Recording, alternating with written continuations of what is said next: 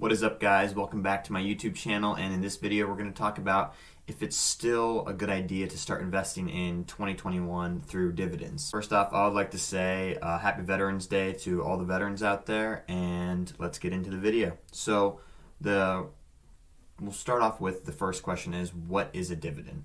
And it's pretty basic. I'll just do like a little example. It's kind of like, say that you created your own company and you were starting your own restaurant, and someone gave you a lot of money up front to help you start the restaurant. And so in exchange, you were like, you know what, since you gave me so much money, I'm going to give you a free drink every time you come in for the rest of the length that the company exists. And that's kind of like what a dividend is, except that's what companies do, and they pay you, the stockholder, actual percentages of the stock that you own. So for example, if we hop into AT&T, their dividend yield is 7.21%. So for every stock that you own, every one share that you own, you get 7.21% of that paid back to you annually. And normally they pay it out quarterly, so 4 times a year. So AT&T is more of a higher dividend yield than most companies. So if we look at something more stable like Apple, let's say, so this stock basically continues to go up. Here, we'll go into Apple details. This stock continues to go up year after year. As you can see, the 5-year mark, there's some dips, but generally it continues to go up. And the dividend yield for this is 0.69%. So there's some companies that have a pretty low dividend yield, and some companies that have a high dividend yield, and there's even companies that don't have a dividend yield at all. So, for example, if we look at Tesla, their dividend yield is nothing. So if you own the stock, you solely just get the gains from the actual stock price itself. You don't get any dividends paid back to you. So now that you know what a dividend is, a lot of people ask, like, when should I start investing and putting all these dividends to work for me, basically? And a lot of people are like, well, I'll just wait till the stock price goes down so I can buy more of it, and then it'll get higher so then I can have even more money. And I really just don't think that's a great idea, because you keep telling yourself, I'll just wait till it goes lower, till it goes lower, till it goes lower. And it never gets that price that you want it to go to get that low. And then you end up never investing, so then you never have any stocks in the stock market at all. So my best advice to you guys is to just start now, unless it's like a way overpriced stock. But if you do your due diligence and actually research and know it's a good stock, then I would just start right away. Just whatever the price is at for that company. If you know it's going to continue to grow and they have a decent dividend yield, then I would just go now. The best way, I think, to have a dividend portfolio is to continually add money to your account each week or each month, whatever you can do.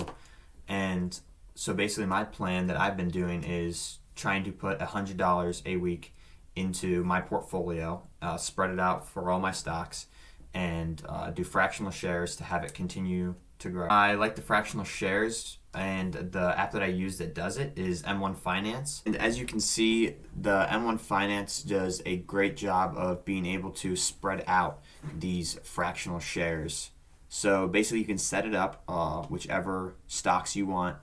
I split mine up into technology, industrial, real estate, retirement, growth, energy stocks, extra stocks that I just enjoy, and healthcare. And you can evenly spread out the percentages throughout the entire portfolio, or you can just have different percentages like I do here. And then if you actually go into this little pie that I have right here, it has the individual stocks that I'm invested in. And it actually does a little performance graph for this, all these stocks combined. Gives you the dividend yield, the expense ratio, and it tells you how it did in the past 5 years, 3 years, and it just goes max 5 years. But it is honestly just a great way to continually reinvest your money into the stock market. And you can actually set it on to auto invest, which means it'll just automatically take the money out of your bank account, put it right into this portfolio for you, and you don't even have to worry about it. Now, back to the main question, which is, should I invest in 2021? And honestly, I think that 2021 is a perfect year to start investing. Even if we look back at March when there was this huge dip, it's honestly pretty much recovered, as you can see. At least this is for my portfolio, which has a bunch of different stocks in it. But it has generally recovered. So don't be afraid when the stock market, like you see here, it dipped quite a bit. It went from, let's see, this 189, and it went down to about 128, looks like the low. So it went down quite a bit because of the coronavirus. But guys, honestly, if you're a dividend investor, you want it to go down, because that just means that you can buy more stocks at a lesser price, and you can still get that same dividend payout that you would have gotten before. So if, for example, Apple was $120 and then it goes down to $90, then you could have had the exact same amount of dividend yield for just a lot cheaper of a price. So it really is beneficial if the stock price goes down for dividend investors.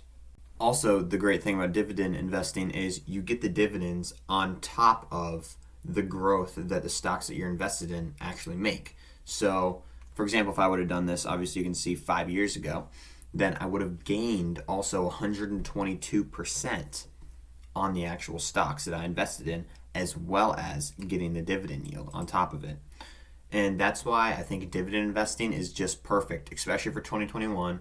I think it'll just continue to keep reaching the higher marks that it obviously has been doing the past 5 years. Now, if you just view your actual profit being the dividend yield, so however much money you put in and then getting just the dividend yield in and of itself as what you make, then you can just view the growth of the stock as just extra, like icing on top of the cake. Because you can't count on the actual stock to increase, because that can vary in many different ways. But if you just focus on your dividend yield staying constant, then I think it'll be a lot better for the long term. And overall, dividend investing isn't a very high risk strategy. It's more of a long term, low risk strategy, which is why I end up doing it. So guys, overall, if the stock goes up or if it goes down, then if you're doing dividend investing, you will be making money either way, which is why I think it is such a great idea to start this strategy, and especially at a younger age. I'm 19 and I'm starting now, so that in the future when I'm 30 or 40, then the dividends will snowball effect into a much greater profit. I think if you guys aren't invested right now, you guys should honestly start today. And I actually have a few links below in the description for M1 Finance, which is what I was just using on the screen.